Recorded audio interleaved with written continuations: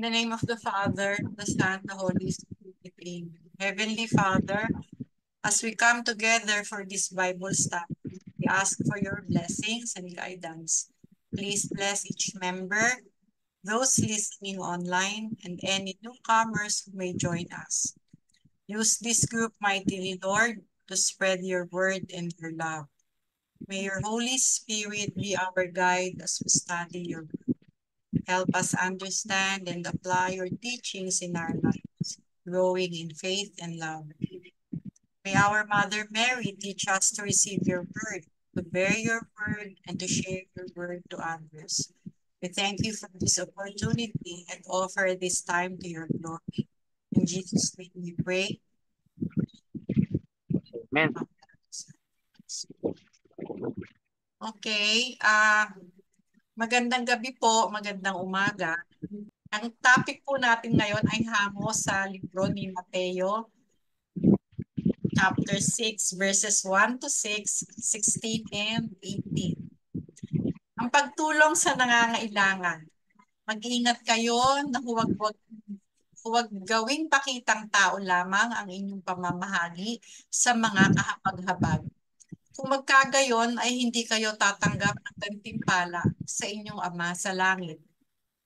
Kaya nga kapag ikaw ay namamahagi sa mga kahabag-habag, huwag mong hipan ang trumpeta na nasa harap mo, gaya ng ginagawa ng mga mapagpaimbabaw sa mga sinagoga at sa mga daan. Ginagawa nila ito upang sila ay luwalhatiin ng mga tao. Katotohanang sinasabi ko sa inyo, tinanggap na nila ang kanilang gantimpala. Kung mamamahagi ka sa mga kahabag-habag, huwag mo nang ipaalam sa iyong kaliwang kamay kung ano ang ginagawa ng iyong kanang kamay. Sa gayon, maililihim ang iyong pamamahagi sa mga kahabag-habag. Ang iyong Ama na nakakakita sa lihim ay magbibigay ng gantimpala sa iyo ng hayagan. Nagturo si Jesus patungkol sa panalangin. Kapag ikaw ay mananalangin, huwag mong tularan ang mga mapagpaimbabaw. Ito ay sapagkat gustong-gusto nilang manalangin habang nakatayo sa mga sinagoga at sa mga panulukang daan upang makita sila ng mga tao. Katotohanang sinasabi ko sa inyo, tinanggap na nila ang kanilang gantimpala. Ngunit kung ikaw ay mananalangin, pumasok ka sa iyong silid. Kapag naisara mo na ang pinto, manalangin ka sa iyong Ama na nasa lihim. Ang iyong Ama na nakakakita sa lihim ang pagbibigay sa iyo ng gantimpala ng hayagan. Ang pag-aayuno. Kapag kayo ay mag-aayuno, huwag ninyong tularan ang mga mapagpaibabaw na pinapalungkot ang kanilang mukha. Ito ay sapagkat pinasasama nila ang anyo ng kanilang mga mukha upang makita ng mga tao na sila ay nag-aayuno. Katotohanan sinasabi ko sa inyo, tinanggap na nila ang kanilang gantimpala. Ngunit kung mag-aayuno ka, langisan mo ang iyong ulo at maghilamos ka ng iyong mukha. Sa ganoon, hindi makikita ng mga tao na nag-aayuno ka kundi ng iyong Ama na nasa lihim. Ang iyong Ama na nakakakita sa lihim ang magbibigay sa iyo ng gantimpala ng hayagan. Sa ganoon, hindi makikita ng ang salita ng Diyos. Salamat sa Diyos. Bishop. Sige po, no? Oo. Lord, pagpalain niyo po yung mga dumalo ngayon sa aming appointment with you at yung mga tao po nakikinig. Salamat po at you gather us in your presence, and your presence brings healing, love, joy in our life. Okay? Sharing the word bring joy in us. Thank you, Jesus. Itong pagbasa ngayon, ito yung pagbasa ngayong araw na to, itong Wednesday. Pero binabasa to during Lenten, during Ash Wednesday. No, binabasa po yan, no? tatlong bagay po ang binibigyan din dito ng ating mga religious practices, ating spiritual practices. Ito yung almsgiving, praying, tsaka fasting.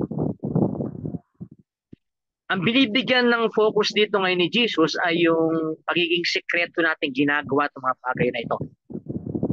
I-balance po natin ito, i-balance natin, no? Kasi sa Matthew 5:16, nakalagay nandoon, let your light shine before men so that they may see your good works and give glory to God. So merong private, hidden, saka secret na gawain at meron din pampubliko, no? Kasi yung mga makita ng mabuting gawa, sabi ni Jesus sa Matthew 5:16, ay para makita nilang ating magandang gawa at masalamin, no? Ang purpose lang nito kung bakit na in-emphasize ni Jesus yung pagiging sikreto ng prayer, giving, tsaka fasting ay para mabigyang focus na dapat ang mga ginagawa natin ito to give glory to God. Give glory sa ating sarili, karoon tayo ng public recognition, public admiration, public praise sa ibang tao. No? Kung gawin man nila yon, para po yan para sa kaluwalhatian ng Diyos. No? So wag po natin iko-kontra ang private prayer sa public prayer. Kasi sinabi ni Jesus mismo, where 2 or 3 are gathered in my name, I am in their midst. So wag po natin iko-kontra yung private prayer sa public prayer. Magkasama po yan. Ang binibigyan din lang ni Jesus sa reading na ito ay kailangan natin ng private prayer. At lahat man yan dapat para sa Diyos, hindi para magpakitang gila sa ibang tao na tayo banal. Hindi na ngahulugan na hindi tayo maganda sa simbahan, hindi na ngahulugan na wag natin papakita tayo ng grosaryo. Kasi nung panahon na yun, no time ni Jesus, yung mga Hudyo, nasa templo sila tutrumpeta. Lahat ng gawin nila, tinutrumpeta nila para maka-attract sila sa tao. No? Pati yung yung pagbigay ng mga tulong dati noon, kaya pinuri niya yung widow. She gave everything that she had. Samantala yung iba, kasi yung dati para magbigay ka ng abuloy, parang may bakal yun hinuhulog doon, kaya pag hinulog mo ang tagal ng ang ingay. Ibig sabihin naka-attract ng tao na marami kang binibigay, no? Dati ganun sa Hudyo. Kaya kinokorek lang ni Jesus to, lahat ng gagawin yung kabutihan ay para magbigay kaluwalhatian sa Diyos, no? Dahil lahat mga bagay naman ito ay nanggaling sa Diyos. Nagpe-pray ka dahil nanggaling niyang grace to pray. No? Kasi yung prayer is a gift from God. Kaya kailangan pasalamatan ng Diyos sa prayer. Sa pag-ibigay natin tulong sa kapwa, grace ng God din yan eh. Kasi without the grace of God, we cannot give to other people. Pati yung fasting, yung pag-aayuno, gift din ng God yan. Para ang focus natin ay sa Lord, no? Hindi sa mga material na bagay, material na pleasure, no? Kung makikita nyo rito, yung ginamit na rito, hindi if you pray, if you give, if you fast. Hindi po sinabing ganun if, kung hindi when. When you pray, when you give, when you fast. Ibig sabihin, yung praying, yung giving, fasting, ay part ng buhay Kristiyano.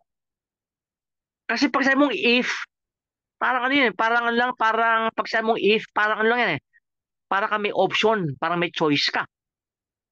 No, na pwede mong gawin, pwedeng hindi. Pero nakalagay po dyan, when, kapag. Hindi kung hindi kapag. Kapag ikaw ay nagdadasal, kapag ikaw ay nag-aayuno, kapag ikaw ay nagbibigay tulong sa kapwa, kapag, when.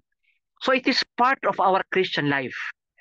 So siguro isang message ni Lord sa atin dito, bahagi ba ng buhay Kristiyano ko ang magdasal? Walang problema dyan. Kasi lagi nagdadasal naman tayo eh. And next question, bahagi ba ng buhay Kristiyano ko ang tumulong sa mga nangangailangan ng tulong? Yun, medyo mag-self-examination tayo ron, no? Kung bahagi ng buhay natin ang tumulong, kung kaya natin tumulong. Pangatlo, Bahagi ba ng Christian life natin mag-fasting? Kasi when you fast, hindi if you fast. Dapat maging bahagi ng buhay natin ng fasting, hindi lang during the Lenten season. Kundi maaaring once a week. Kaya ang ating practice ng fasting, halimbawa, during every Friday, no, hindi tayo kumakain ng karne. Pero kung kumakain tayo ng karne, sinasubstitute natin by prayers, by praying the rosary, no? Ganun, no? When you fast, no? Kasi pag fasting kasi, it is usually kasi pag fasting kasi, there are many ways to fast. Pero ang ang Biblia, pag sinabing fasting, more of food. Kasi we depend on food talaga, no? Talaga nakadepende sa pagkain, no? At mahilig tayo kumain, lalo po kung masarap ang pagkain, no? Ginaganahan tayo. Nag-fast tayo sa food for the purpose na tinitrain, ang tawag po dyan, discipline of a disciple. May disiplina tayo na itong food, mas greater ang food natin sa presensya at pangailangan natin sa Diyos. Ayun lang po yung focus no?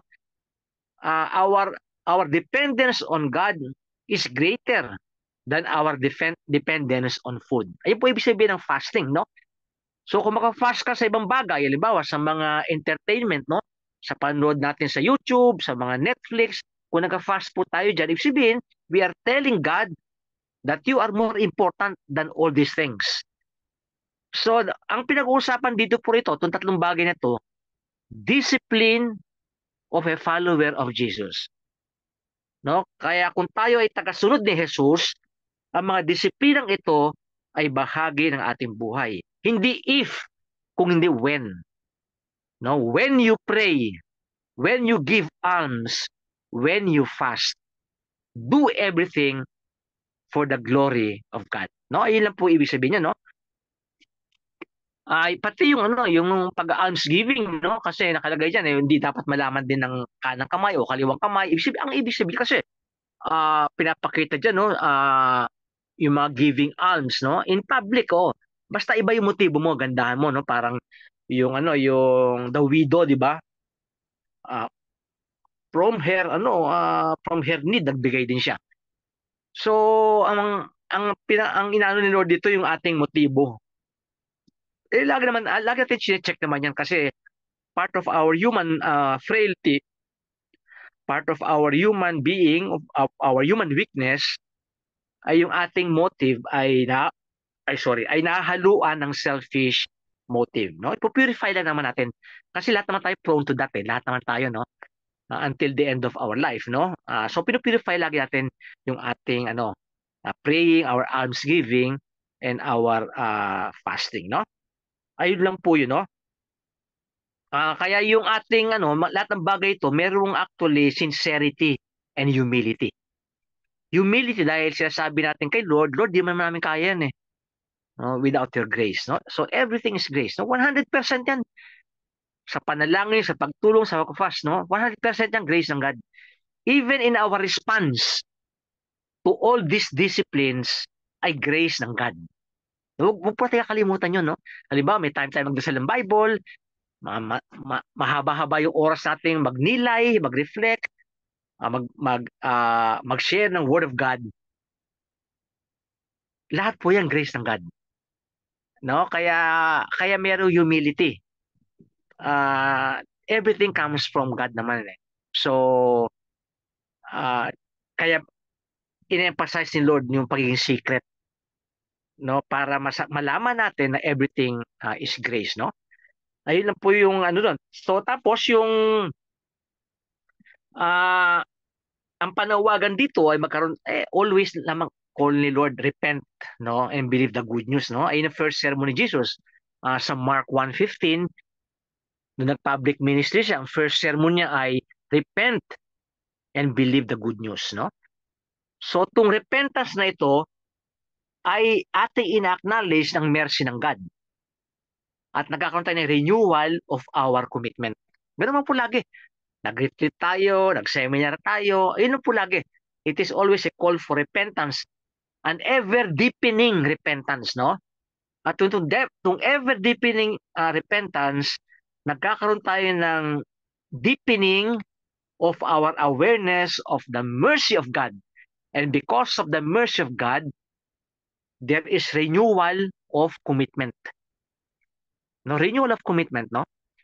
Katapos lang po namin ng National Youth Congress saka clergy meeting from June 12 to 15, no? Nagkaroon ng ng renewal of commitment, no? Nagkaroon ng repentance, no? Ganun man talaga. Lahat man 'to patuka. Pati sa mga sharing natin, every time naki-share tayo ng Bible tuwing Wednesday, nagkakaroon tayo ng repentance, meron tayong renewal of commitment, no?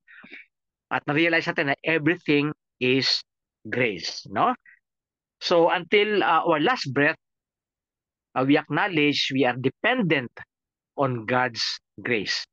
And all these three religious practices, giving alms, fasting, praying, lahat po yan part ng discipline ng tagasunod ni Jesus. No? So self-examination, self-denial, yung selfish natin denial, at para mag-draw sa ating closer tayo sa God. No?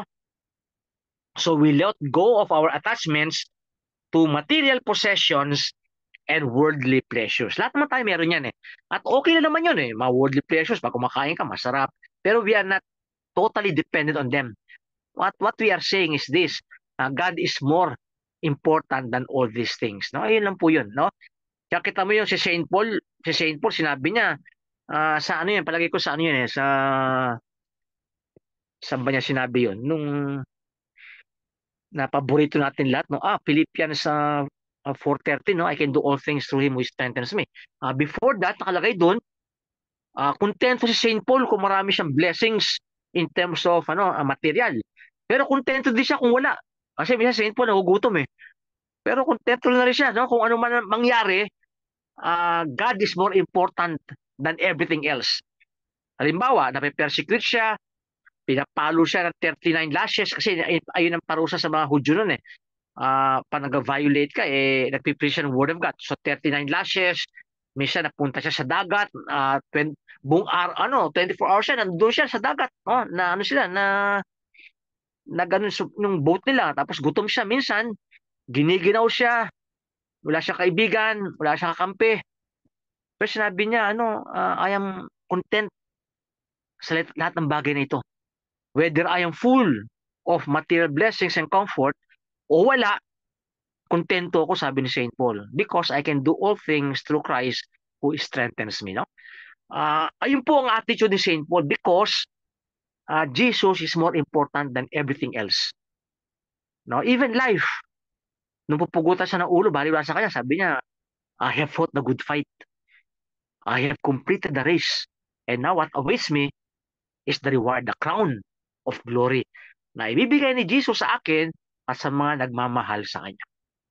No? Ayun ang focus ni Jesus, the reward. The reward is Jesus himself. The reward is heaven. No? So lahat ng mga pagsubok, lahat ng mga trials niya sa buhay niya, i-compare sa reward na makakamit niya, napakaliit na mga bagay na ito, i-compare mo sa reward na makukuha mo. At practice yan ng ganyang attitude mo, ang ganyang pananaw mo, kung you have the disciplines of fasting, praying, and almsgiving. No? So these three religious practices are essential to our being disciples of Jesus. No? So, yung tatlong yun, no? So tanong natin sarili natin, yung prayer, nag-pray naman tayo niyan. Pero yung almsgiving, tsaka fasting natin, medyo mag-examine tayo, no? At least once a week, no? Of course, sa mga walang sakit, no? Hindi ako pwede mag-fasting, no? Dahil diabetic ako eh. No, bababa ang blood sugar ko, no? So, depende po yan, no? So, ang fasting ko na lang sa mga ibang bagay, no? Hindi ako pwede sa food mag-fasting, no? Dahil nga sa aking pagiging diabetic, no? So, pero ang sinasabi ko po sa inyo, itong tatlong to ay essential sa ating pagiging followers of Jesus, no? So, hindi lang po to suggestion ni Jesus. Ito po essential para magkaroon tayo ng perspective ng pananaw sa buhay na maliit lang ang mga bagay na ito compared sa reward na makukuha natin at the end of our life. At the same with Father Jesse, I will celebrate the Mass on his 40th day. Marami siyang mga sacrifices, marami siyang mga trials, pero lahat po yung maliit lang sa reward na makukuha niya kay Lord. Na ngayon na-enjoy na niya, no? Kaya minsan, although kasama siya lagi sa akin everyday sa misa ko, no? Yung best friend ko, minsan namatay si Joe Ferrer, no? Apat lang kami very close eh. No? Apat kami. Oh. So dalawa na lang natitira, kami dalawa. Oh. Sino mauna sa atin, no? So may kasunduan kami, no? Pag may nauna sa amin, sasama lagi namin sa misa. No, ganun, no? So yung mga trials and sufferings, ganyan lang kaliit yan compared sa the joy of the reward we will receive in the next life, no? Ayun lang po yung sinasabi natin dito, no? Kaya focus on what is real. What is real is our relationship with God through prayers and fasting, and almsgiving through our loving our neighbor, no? Kaya yung kung i-connect natin to sa Ash Wednesday dahil itong mga readings, no? Yung ating mortality, na marupok talaga tayo. Kaya ako natutuwa ako pag may mga funeral mass. Natutuwa ako diyan eh. Kasi pag may funeral mass, nakita akong kabaong, makita mo diyan yung ultimate humility mo. No, wala kang magawa, no? Life belongs to God. No? So ako, pag nagkakaroon ako ng funeral services, no? Nagpi-preach ako pag may namamatay. Nagkakaroon ako ng spiritual insights, nagkakaroon ako ng joy. Kasi sabi ko, Lord, ito yung ultimate humility namin eh. That everything belongs to you. So in humility, we surrender the life you have given us, no? And you promise us to give us eternal life. No? So mortality, but with Christ, we shall have new life, new relationship with God. No, because of Christ, no? So lahat ng mortality natin, lahat ng weaknesses natin, lahat ng failures natin, lahat yan may new life because of Christ, no? Kaya itong gospel sharing natin every Wednesday, and when you do it every day as you read the daily readings, no? That is new life with Christ. Nagbibigay ng joy sa atin yan. No? Kasi kung wala tayong joy dito, bakit tayo magtatagal? No? Bakit tayo magtatagal sa mga Bible study, Bible sharing? So kung wala tayong joy sa life natin, when we do this every Wednesday, you ask Jesus for joy. Kasi sabi Jesus, John 15, saan makalagay yun? John 15 verse 10, I have told you this so that my joy may be in you and that your joy may be complete. No, kaya pag wala tayong joy sa buhay natin, you ask Jesus. Kasi promise si Jesus yan eh. I will give you joy. So it is the joy of the Lord. Di ba may kanta, the joy of the Lord is my strength, no? The joy of the Lord is my strength. No, may kantang gano'n, no? The joy of the Lord is our strength, no? Kasi joy ni Jesus yan. So, may kanta rin, ang buhay Kristiyano ay masayang tunay. No, with all the pains, maliit lang yan compared sa joy na bibigyan ni Jesus sa atin, no? Kaya, so pinagpipray ko, kung tayo nagkakaroon ng negativity sa buhay natin, na depressed tayo, nalulungkot tayo, na normal sa pag-human natin, our being mortal, I pray, Jesus, you give each one of us your own joy. No, yung joy mismo ni Jesus, no? That is a spiritual joy which the world cannot take away. Ayun din sinabi niya, no, sa John, John 17, no? I give you my joy, no? No, I give you my peace, the kind of peace that the world cannot give. Kaya pag wala tayong peace of heart, peace of mind, peace of our emotions, psychological peace, you ask Jesus. Kasi pangako ni Jesus yan sa mga tagasunod sa Kanya. No? Kasi otherwise, mas masyado malaki yung trials and sufferings at maliit lang yung joy, yung reward. Pero pag nakafocus tayo sa discipline, the discipline of praying, almsgiving, and fasting, nababaliktad.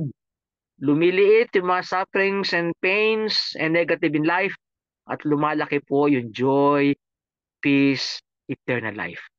Ayan po nagagawa ng readings na to. If we are faithful, no? So, we ask the Lord for that grace. Maging faithful tayo sa spiritual practices na ito para maiba po yung comparison ng negativity sa positivity. Kung may negativity, mag-pray tayo kay Jesus dahil taga-sunod tayo ni Jesus, tataas po yung ating positive things, no? Ganun po, no? So, ayan lang po yung mga sinasabi ko. So, Ah,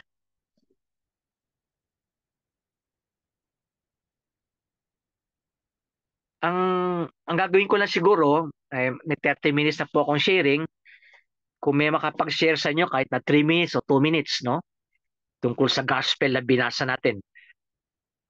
Tapos, papasok ulit ako for final, i-sum up ko yung mga ating mga experiences kay Lord, no?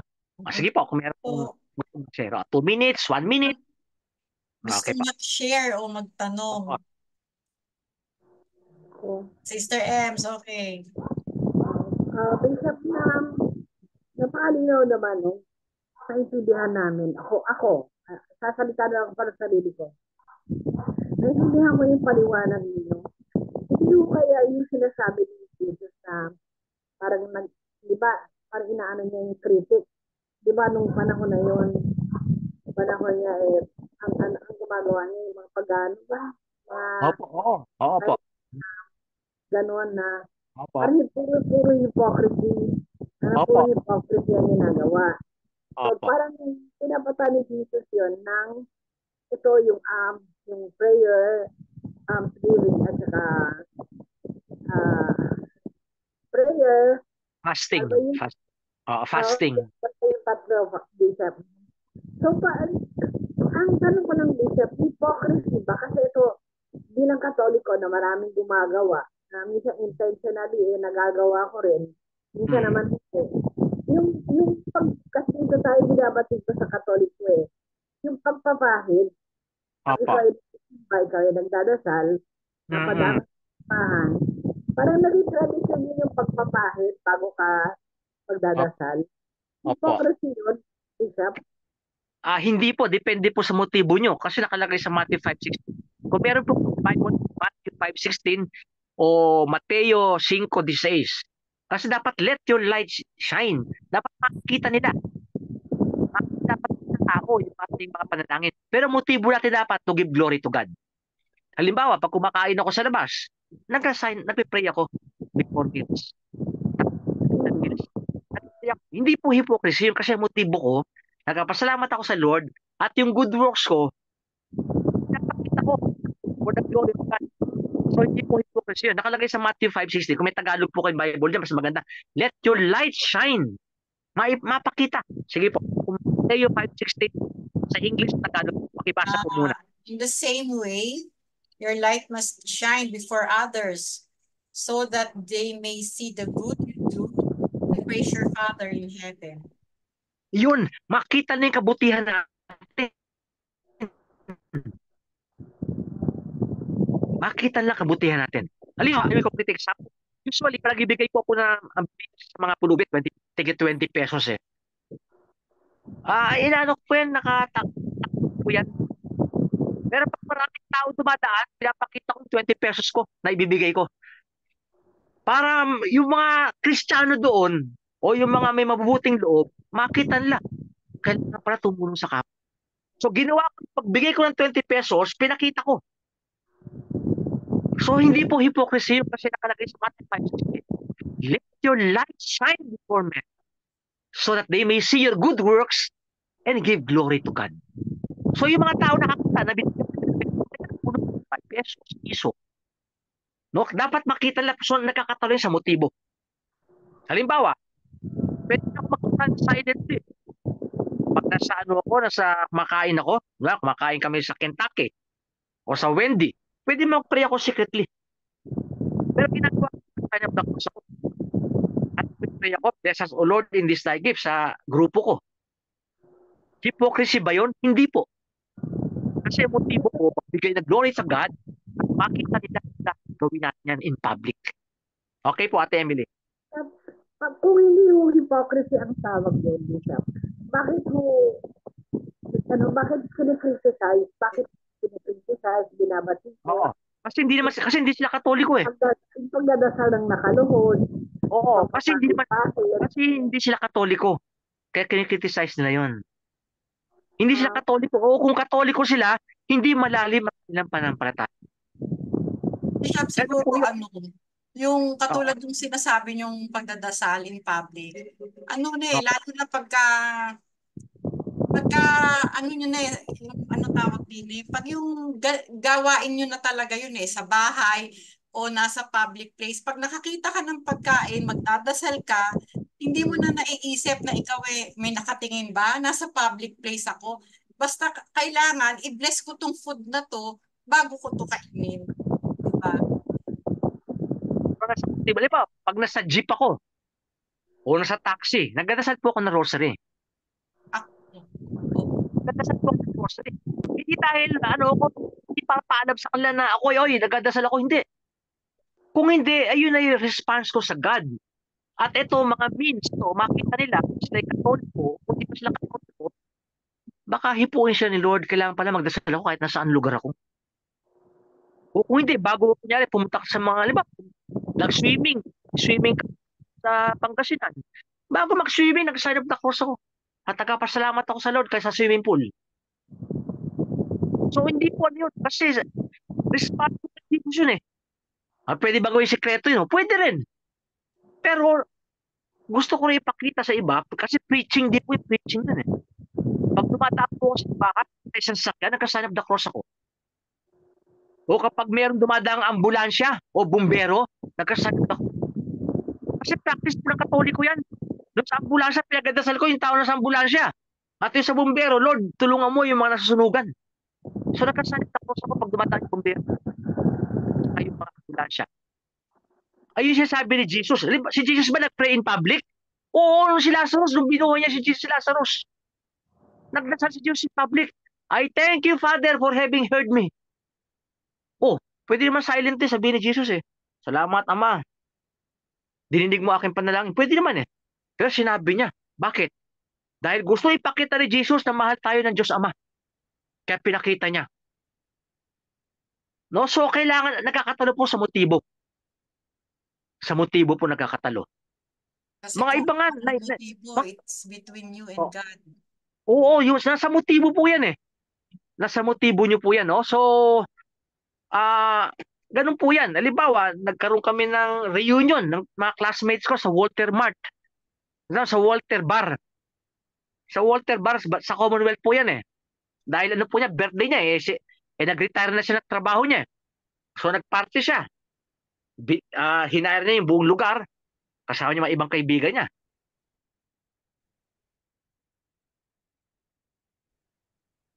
Pag upo ko, nagsayap na ako, thank Lord. May celebration kami dito. Alam natin yung mga party, di ba? May mga inuman dyan. Pero ako nagdasal ako. At the same time, for my protection, no? Na sa mga ganyang mga gathering.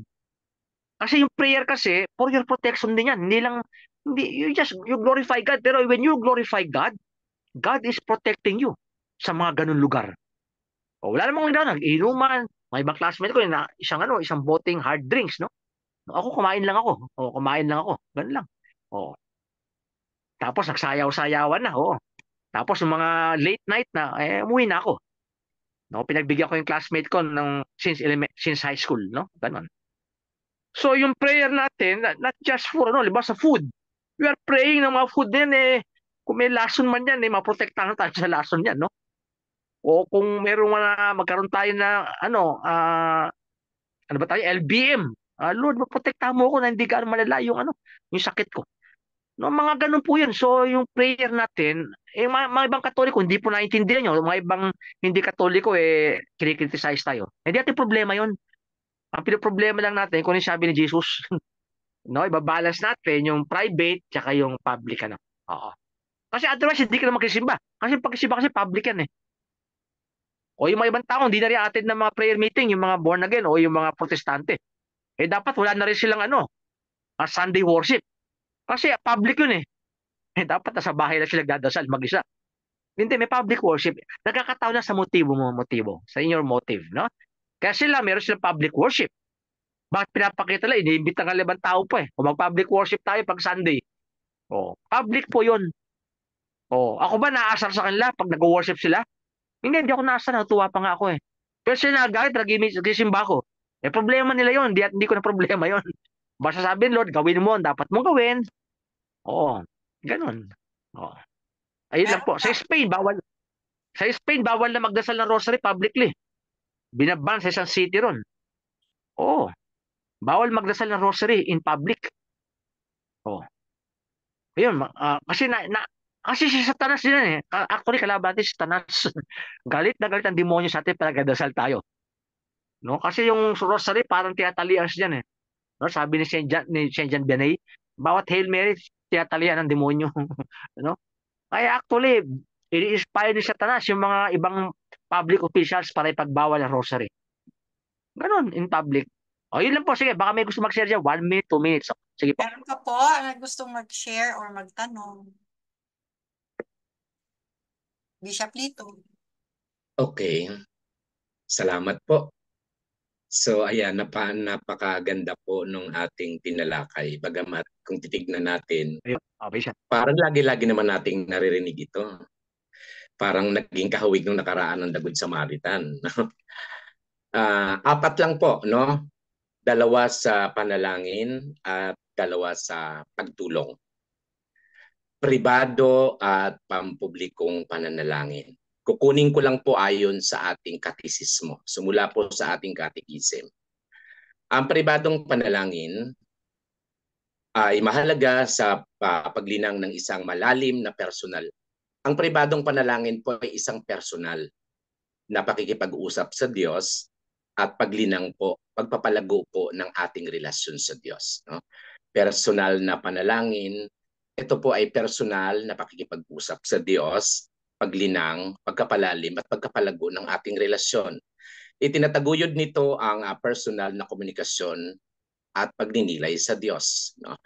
At ayon po sa ating katekismo, no? 2700, no?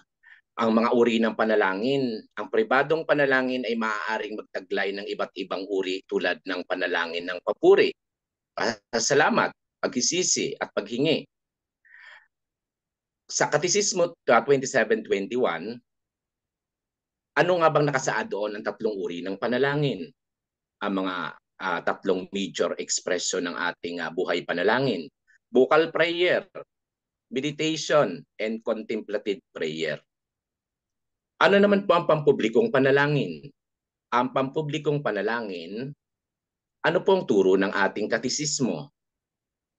Kagaya ng nabanggit kanina ni Bishop Jo, ang liturhiya kabilang ang banal na misa ay sentro ng pampublikong panalangin ayon sa katekismo. Ito ay kolektibong pagsamba ng pamayanan ng mananampalataya.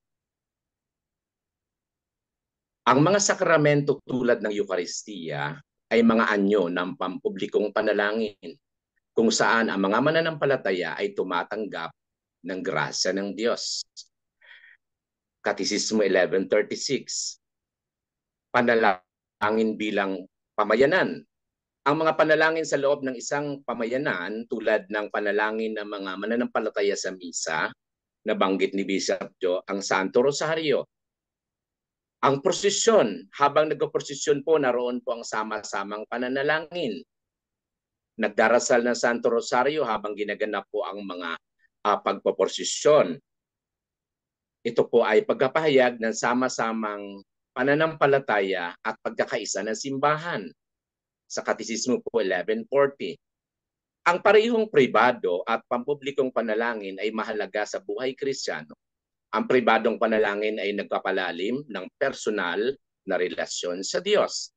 Samantalang ang pampublikong panalangin ay nagpapatibay ng ating pananampalataya bilang kabahagi ng isang pamayanang pananampalataya.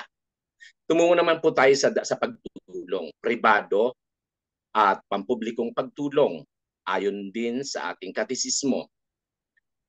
Ang pagtulong sa kapwa sa pribadong paraan ay isang pagkapahayag ng pag-ibig sa Diyos at kapwa.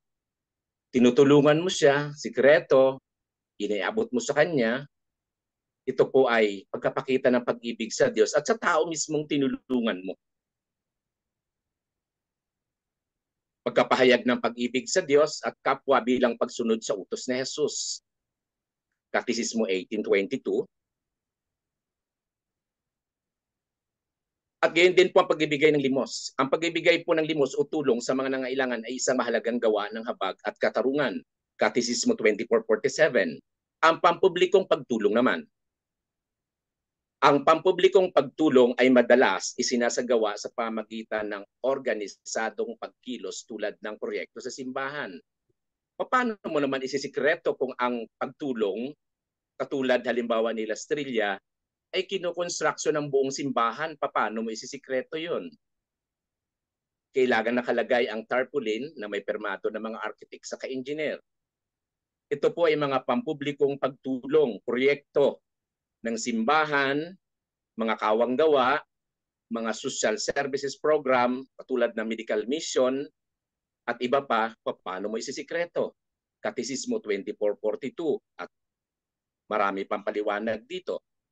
Ang pagtulong bilang pamayanan, ang simbahan bilang isang pamayanan, ay may pananagutan tumugon sa pangailangan ng lipunan, panglipunan, lalo na sa mga maralita at mahihina. Halimbawa, ang medical mission o ang feeding program o ang pagbibigay halimbawa ng mga gamit pang eskwela. Paano mo ito isisikreto? Katisismo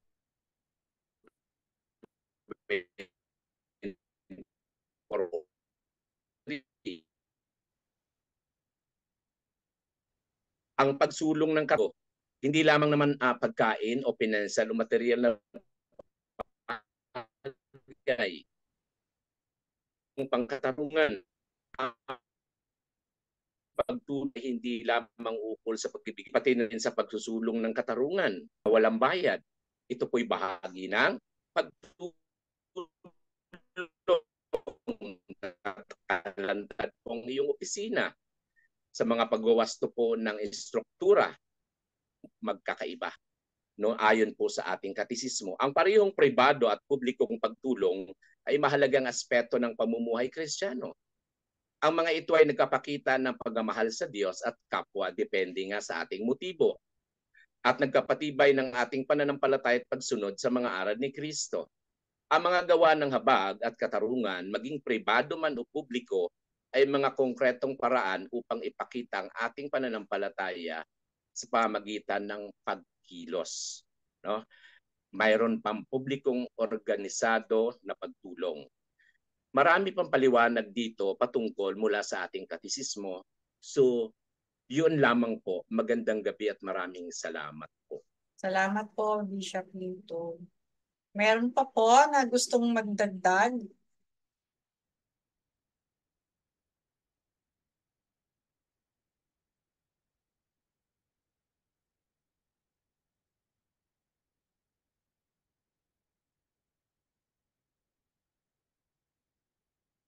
Siguro dagdag ko lang po yung yung mga tulad ngayon, usong-uso yung mga reels, yung mga content creator, yung mga influencer na tinatawag, mga vlogger. Halimbawa, sa 10 vlogger, siguro meron doon kahit yung 2, 3, parang minsan ang tingin ko parang exploitation or siguro para magkaroon sila ng content at tinutulungan, pinapakita yung nangyari, yung hamburger, pinapakita yung kung ano man yung pagkain na yan. Syempre ho, tayo, likas sa atin, lalo na sa Pilipino, ang mawain eh.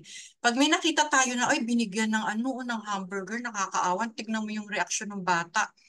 Tuwan-tuwa siya doon sa hamburger, parang mafe-feel mo na siguro it's his first time na makakain ng burger, parang ganun.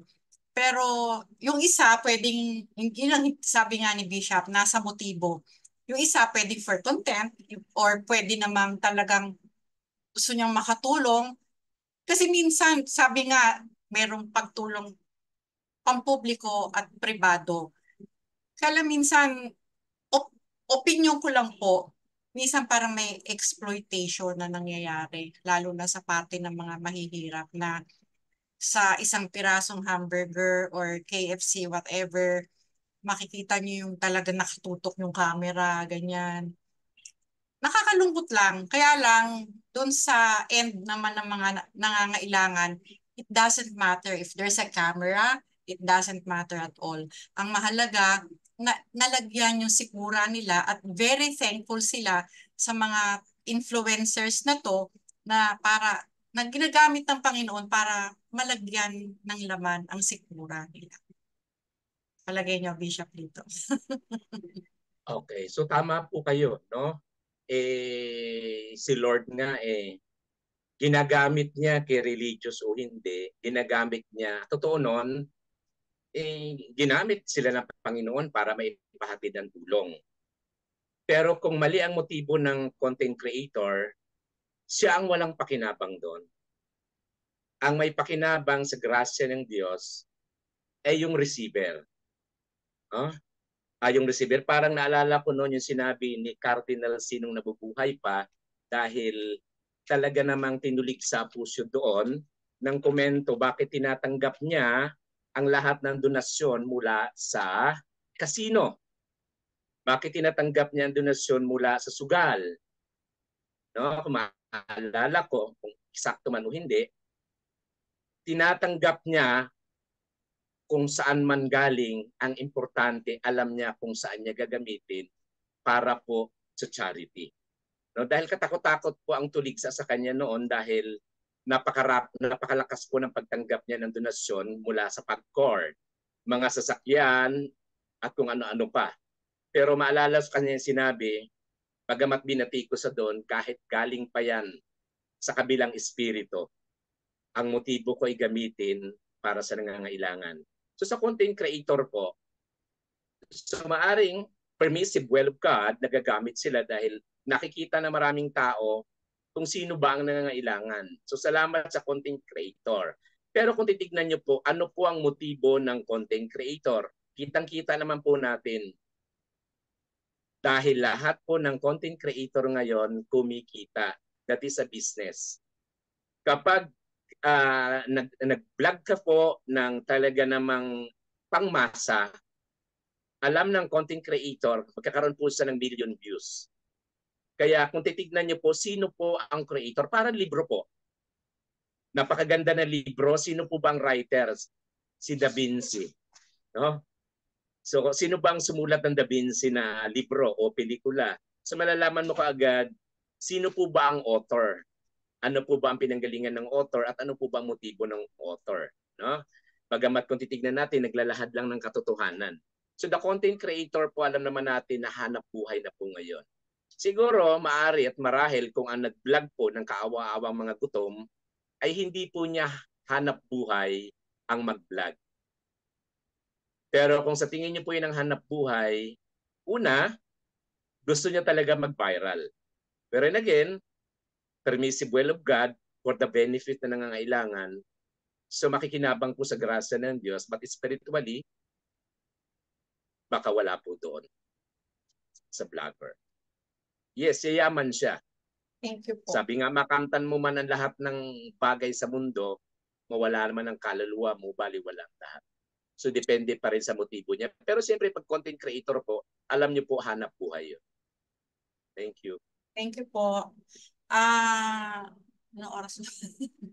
Ayan, nawala na siguro dahil sa internet po, nawawala yung internet. Opo, nagluloko yung kanyang connection eh. Oo. Dahil nga napakalakas ng ulan, kasalukuyan po dito sa amin malakas din ang ulan. Baka dahil po sa ulan.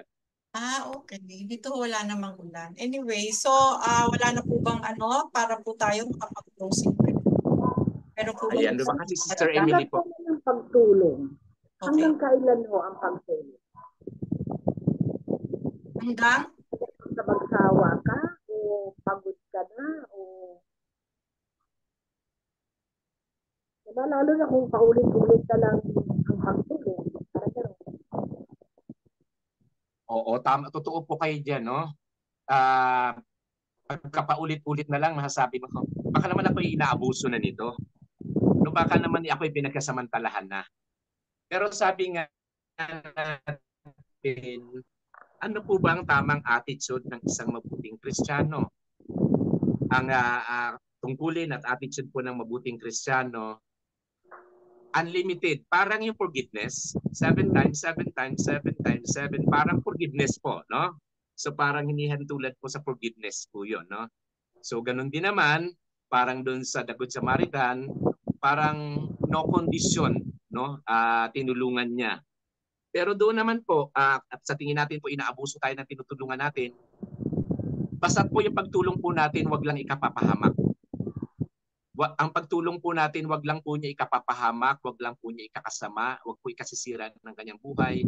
Higit po sa lahat, wag po ikasisira ng kanyang kaluluwa. Kung sa tingin niyo po, Sister Emily, 50 years na po kayong pinagsasamantala na hingian ng tulong, the question is, 50 years, bakit hindi pa po kayo naubusan?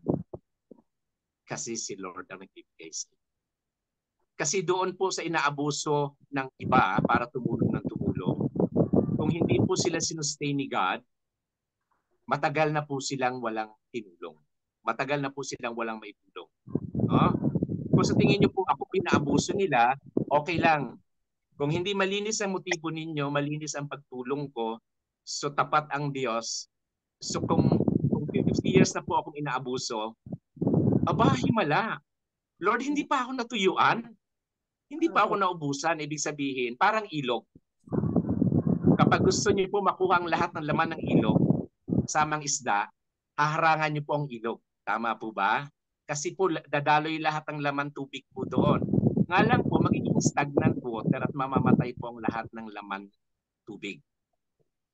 No? Pero pag hinayaan niyo po dumaloy ng dumaloy, hayaan niyo po mapunta ang laman nito doon sa dulo. Ang laman naman doon sa itaas ay dadaloy ulit sa akin hanggat patuloy po dumadaloy. No? Basta kung hindi sila tapat, tapat ka po. At lalong tapat ang Diyos. Pero kung wala na po ako naitulong at wala na tayong maibigay, yun po ang palaisipan. Tumigil na ang Diyos sa pagbibigay sa akin. Siguro dahil hindi ako tapat tumulong. So parang sabi nga natin, sa paggawa ng kabutihan, problema na nila yon. Ang importante, nasa state of grace po tayo and faithfulness kay God. Thank you po. Close prayer, Bishop.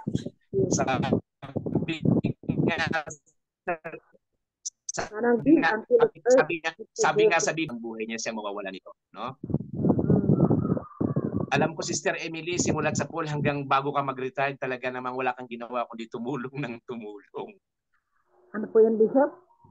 Alam ko naman, mula noon hanggang bago ka pa mag-resign sa trabaho mo, wala kang ginawa kundi tumulong ng tumulong. Tinutulungan din ako, Bishop. Parang umiikot lang yun eh, di ba? Parang side parent. Kaya pagka nawalan ako, humingi ako ng tulong, hindi naman ako nagdadalawang hindi nila ako pinag-iisipan. Parang magbibigay sila ng tulong. Siguro kasi in the past, makatulog din naman ako. Parang ganon. Sabi nga natin, kung wala tayong tinulungan sa mga nagdaang buhay natin, pagdating ng panahon, huwag tayong umasa na may tutulong sa atin. Bakit ka aasa ng maraming tutulong sa atin kung sa buong buhay mo, iniwasan mo ang tumulong? Si God lahat naman ang pinagmumulan ng lahat eh. Goodness, kindness, loving, caring. So si God naman ang source ng lahat. Although bilang tao, nakakaramdam po tayo ng pagod, nakakaramdam po tayo ng pagkaumay. No? Pero normal po yun. Lahat ng tao po ay dumaraan sa dryness ng faith. Kasama po yun sa ating faith journal. No? Journey of faith po natin. No? Nakakaramdam po tayo ng dryness. Pero sabi nga whatever happened, parang yung trust natin kay God, siya naman ang pinagmulan ng lahat. No? Hanggat tumutulong po tayo, sabi nga, pag binuksan mo si Sir Emily ang iyong kamay sa pagtulong, ano po nangyayari? Nag-o-open po yung palad ninyo. Pag may nalaglag na biyaya, sa loob po ninyo. Pero pag lagi nakatikom yung palad, lahat ng malaglag na biyaya, hindi masasalo. Yun lang, thank you. In the name of the Father, the Son, the Holy Spirit. Amen. Father God, thank you that we are a family in Christ. Thank you for this group. May we bestow Christ's abounding goodness upon our families, friends, and colleagues.